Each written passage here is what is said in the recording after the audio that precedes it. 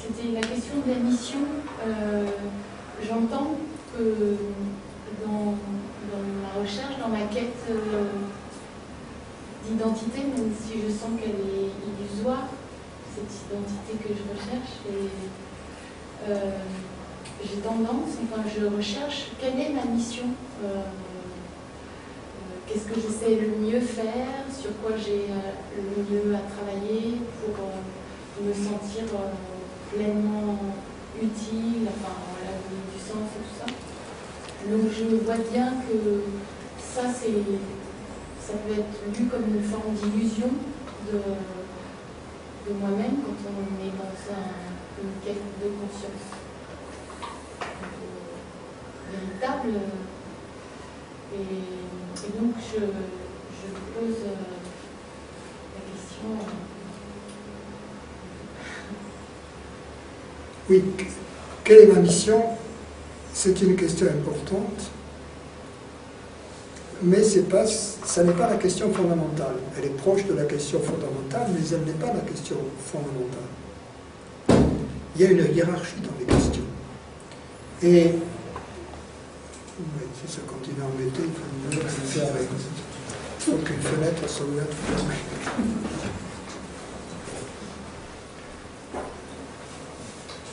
Car en fait, la question « quelle est ma mission ?» c'est une question ambiguë. Pourquoi? Parce que dans cette question, il y a « ma », la mission de moi. Et si je ne sais pas qui est le moi,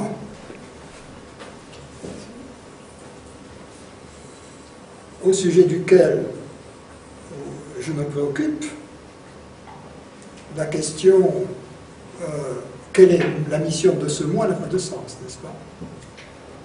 Donc quand vous dites quelle est ma mission, à qui faites-vous allusion? D'abord, il faut préciser la question.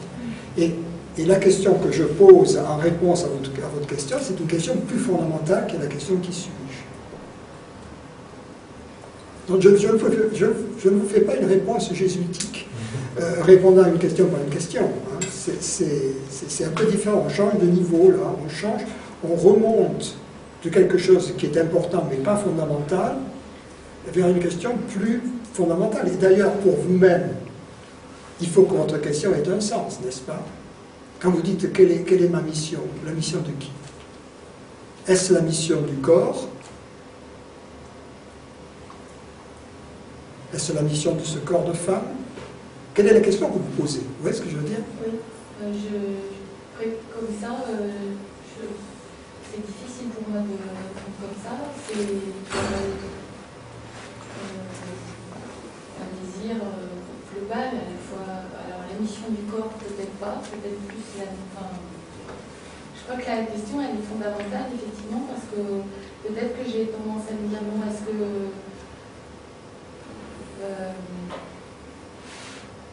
le niveau de la question est un peu difficile pour moi de mettre en mots ce qui me traverse.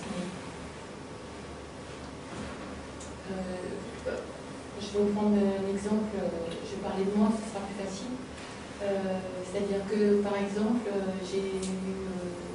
je me croyais, enfin, une sensibilité un petit peu particulière, donc j'ai fait les beaux-arts, après, voilà, et puis après, je me suis dit, je suis une artiste, et puis je me suis longtemps identifiée à ça, tout en arrêtant un peu, avec mes recherches, ma lettre, d'arrêter de dessiner, de peindre, de toujours aimer ça, mais d'aimer ça comme observatrice. Et puis j'ai fait après une recherche plus en me disant, je vais me questionner, qu'est-ce que tu veux faire maintenant, qu'est-ce que tu veux faire demain, dans 3 jours, et par quelle étape il faut que tu passes pour arriver là. Et j'ai essayé de poser des actes et avec des aides aussi, de méthodes différentes. Et là, j'arrive à une crise depuis quelque temps. Et donc, j'ai l'impression que les petits égos sont en train de tomber. Et je me dis, mais alors, il n'y a plus de mission. Oui. Et je pense que, justement, là, vous êtes en train de toucher du doigt le fait que vous étiez mal posé la question. Et car vous étiez posé la question à partir de la croyance d'être une femme, une personne humaine, une entité séparée, n'est-ce pas? Et quand on se pose la question de la vocation, par exemple, la question qu'est-ce que je vais faire dans la vie, quelle est ma profession, qu'est-ce que je dois faire, lorsqu'on se les pose à partir d'un a priori que nous projetons, c'est-à-dire je suis cette entité séparée, à laquelle, qui est en manque de quelque chose, elle est en manque de sa vocation, elle ne sait pas quoi faire, à laquelle donc je dois raccrocher une vocation, artiste, scientifique, etc. Comme on part de cette entité à laquelle on doit raccrocher la vocation, sans s'être posé la question de la nature de cette entité, on est déjà en quelque sorte en porte-à-faux. Parce que on s'est coupé de la source de l'inspiration naturelle.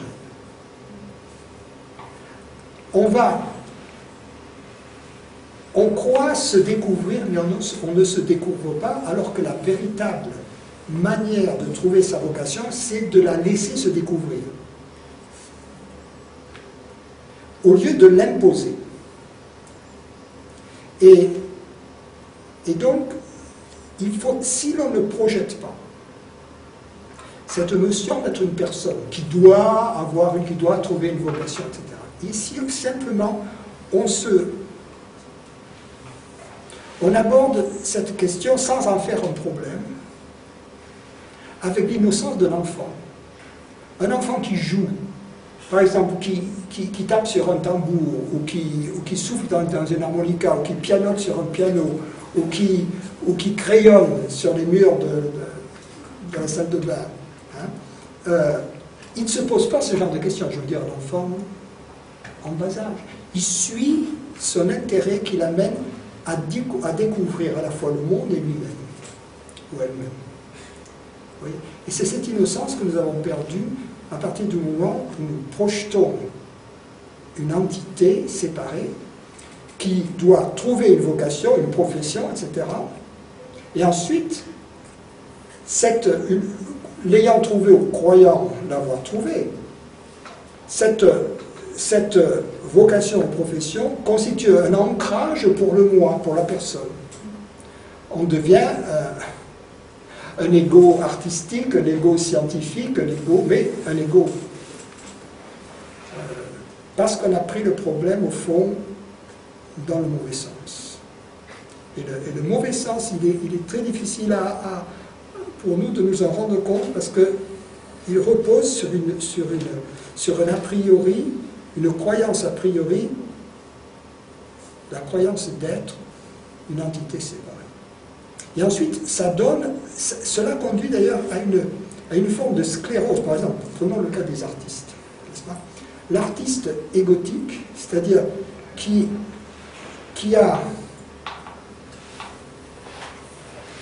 croit être une personne, qui croit être un artiste, son expression artistique va être sclérosée. Même s'il y avait une créativité au départ, il va, et c'est le cas de bien des artistes modernes, soi-disant artistes, comme il n'y a pas d'ouverture vers l'inconnu, il va toujours faire le même style. On va pour le reconnaître. Oh, ça c'est Mondrian, ça c'est Mondrian, ça c'est Mondrian, ou ça c'est Diebenkorn. Il veut imprimer sa signature, alors que l'artiste véritable n'est pas personnel. La signature des œuvres d'art est une chose relativement récente. L'artiste véritable est transparent à l'inspiration. Et donc, on ne peut pas le classer, parce qu'il va évoluer. Regardez Van Gogh, par exemple. La différence qu'il y a entre ces toiles. Il expérimente, il change constamment. Parce qu'il est mu par l'amour de l'art, c'est-à-dire l'amour de la beauté d'une certaine manière, ou l'amour de la présence. Et non pas par l'amour de moi en tant que personne et vouloir être reconnu, vouloir être prix de Rome, ou être exposé dans telle galerie parisienne.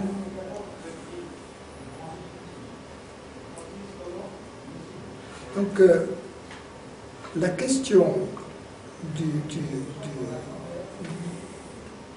de la vocation, la question de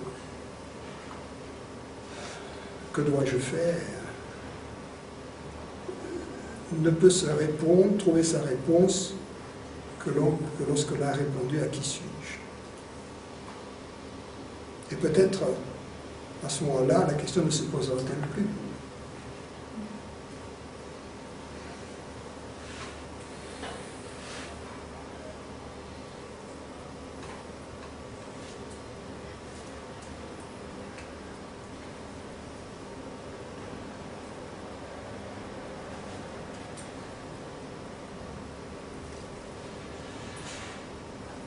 Il y a toujours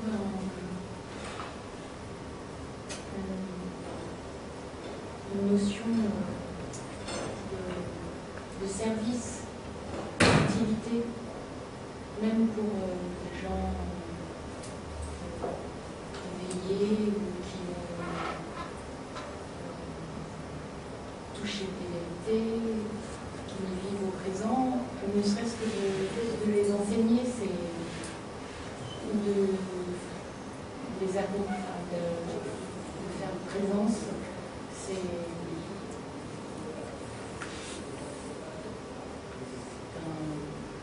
un don de soi. C'est la meilleure chose que l'on peut donner. Mais je ne pense pas que si on demandait à Mozart, par exemple, quand il composait, est-ce que vous le faites? Bon, peut-être qu'il aurait répondu oui, je le fais pour gagner ma croûte, mais aussi, je pense qu'il aurait dit parce que j'y prends plaisir, parce que c'est ma joie. Je ne pense pas que dans son esprit venait la notion de service. Je pense que les plus grands serviteurs de l'humanité étaient ceux qui ne le faisaient pas intentionnellement. Parce qu'on a des soi-disant serviteurs de l'humanité intentionnels, tels Staline, Hitler et quelques autres. Ils disaient, on veut servir l'humanité, on veut créer un monde meilleur. Les livres d'histoire en sont pleins.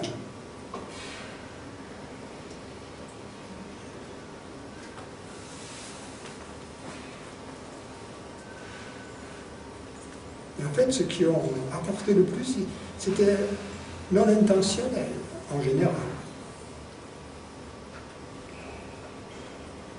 Les grands artistes. En venant ici en voiture, j'écoutais une émission de radio sur Proust. Et Proust dit quelque part, d'abord, il ne prenait pas parti. Il était important de ne pas prendre parti, afin de ne pas se fermer dans tous les domaines, artistiques, etc., d'être ouvert.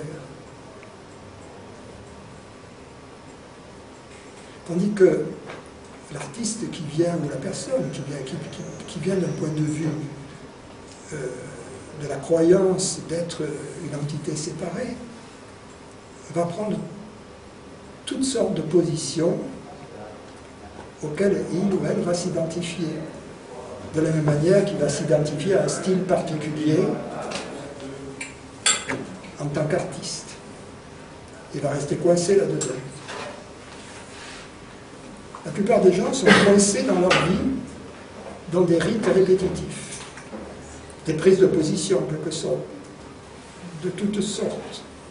Se lèvent le matin, à la même heure, se brossent les dents, ils font pipi, puis de 7h15 à 7h30, ils prennent le café au lait avec le morceau de pain de la veille, puis 7h30, ils mettent la cravate et le costume, et puis à 7h45, ils prennent le RER, etc.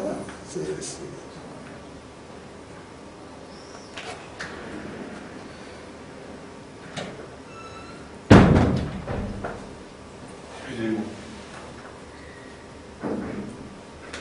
J'étais en retard aussi.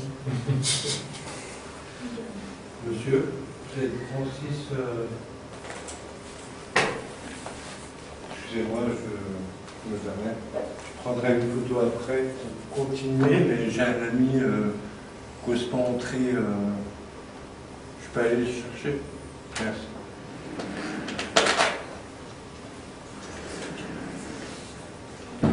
Voilà.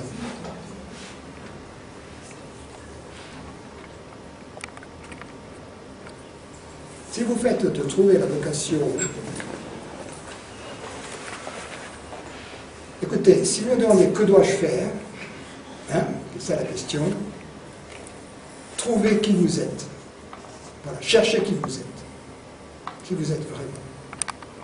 C'est ça la mission.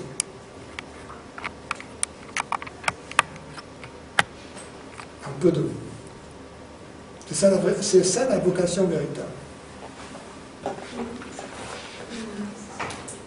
Et c'est la réponse à cette question qui va ouvrir la porte à toutes les vocations particulières d'artistes, de maire, de cuisinier, de jardinier, que sais-je.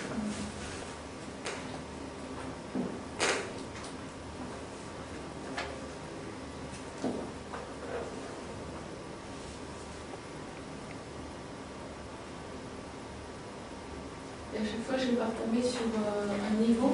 À chaque fois que je vais me sembler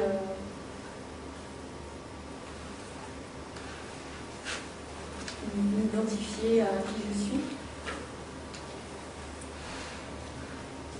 Vous êtes, avant d'être quoi que ce soit d'autre, vous êtes la réalité qui entend ces mots en ce moment même.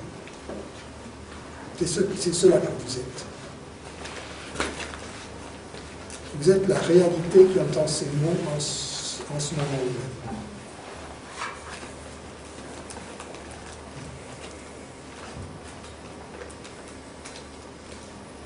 Et si nous limitons cette réalité à un corps, nous tombons à côté de la plaque, si vous voulez.